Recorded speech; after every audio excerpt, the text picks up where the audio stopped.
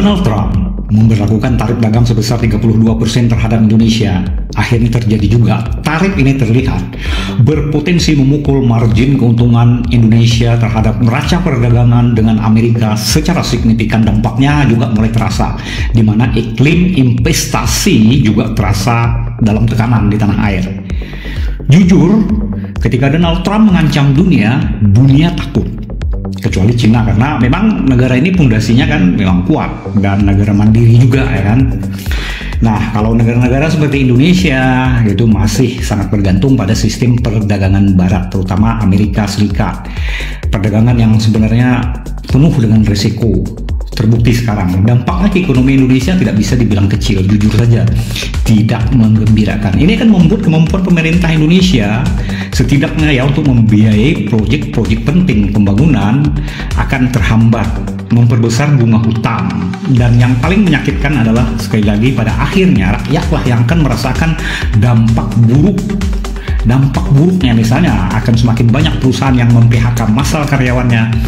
Apa yang perusahaan-perusahaan itu lakukan juga dapat kita maklumi ya, mereka juga dalam keadaan kondisi sulit ya pada hari ini.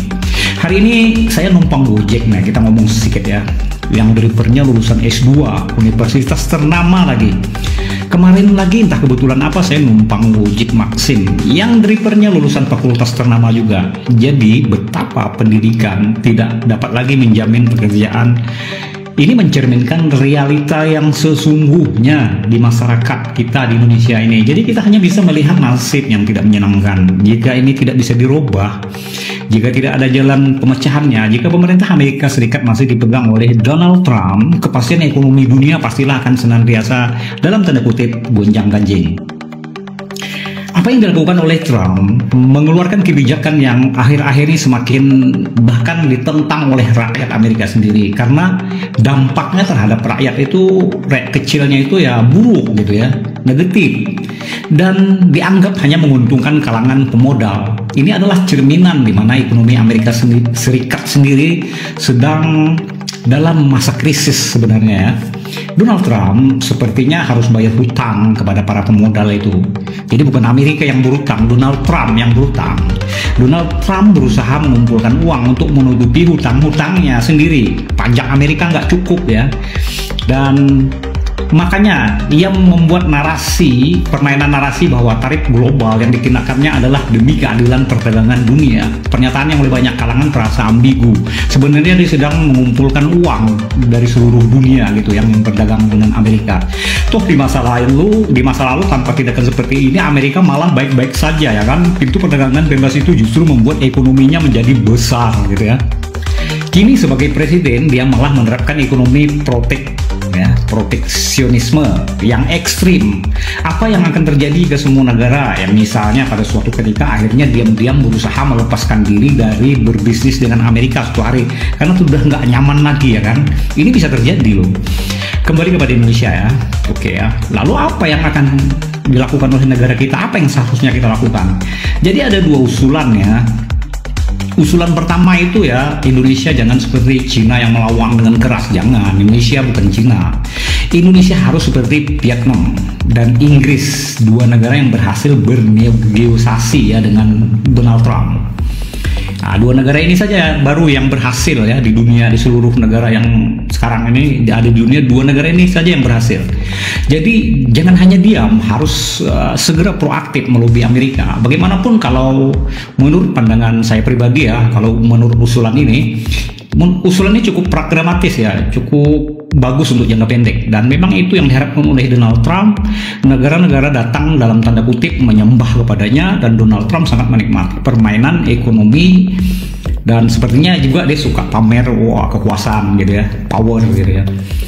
Kemudian ada usulan kedua, dan ini juga masalahnya bagi Indonesia karena masuk anggota BRICS. Ya Trump pasti nggak happy dong, nggak seneng dia. BRICS dianggap ingin menjegal Amerika sebabnya ya. Dan secara jujur memanglah demikian. BRICS itu berdiri untuk menjadi pesaing penyeimbang untuk mengurangi dampak ketergantungan negara-negara ketiga terhadap dolar Amerika, terhadap rantai ekonomi barat yang menjerat negara-negara dunia. Kalau sekarang ya ekonominya Amerika lah. Usulannya adalah begini, Indonesia harus segera mengambil peluang membuka pasar perdagangan dengan negara-negara anggota BRICS gitu ya. Ini tentu saja untuk jangka panjang, tidak bisa instan ya, tidak akan menghasilkan dampak dalam waktu dekat. Ya tadi, jadi kalau kita lihat seperti ini ya, kalau menurut saya juga nih ya, pribadi ya maaf ya, negosiasi ke Amerika itu ya perlu, karena memang Indonesia lagi membutuhkan suntikan segar ekonomi untuk jangka pendek ya. Akan tapi Indonesia juga memang perlu menjadi anggota BRICS, karena Indonesia sebagai negara besar harus juga loh berhitung untuk jangka panjang. Kedua pilihan ini pada akhirnya memang bukan pilihan yang mudah ya, tidak menguntungkan secara instan ya bagi rakyat kecil, terutama tenaga kerja, meskipun Indonesia masih bergantung ya kepada Amerika. Dan taruhlah nanti negosiasi berhasil dengan Donald Trump. Nah, Donald Trump tidak akan memberikan kompensasi 0% kepada Indonesia. Artinya banyak sekali sektor ekonomi akan terdampak dan pada akhirnya meluas pada tutupnya banyak sekali bidang usaha yang tidak kuat gitu ya. Saya pragmatis saja sih. Tampaknya ekonomi Indonesia itu masih dalam situasi yang tidak pasti ya, dan akan tidak pasti, namun ketidakpastian global jauh lebih besar dan sangatlah berbahaya ya. Jadi kita memang harus mencari cara secara lokal gitu. Ini sebenarnya PR pemerintah, bukan PR saya ya kan. Tapi kalau umpamanya ingin berdiskusi, silahkan komen di bawah ya, karena kita juga negara demokrasi, bebas mengeluarkan pendapatnya kan. Oke, sampai jumpa lagi.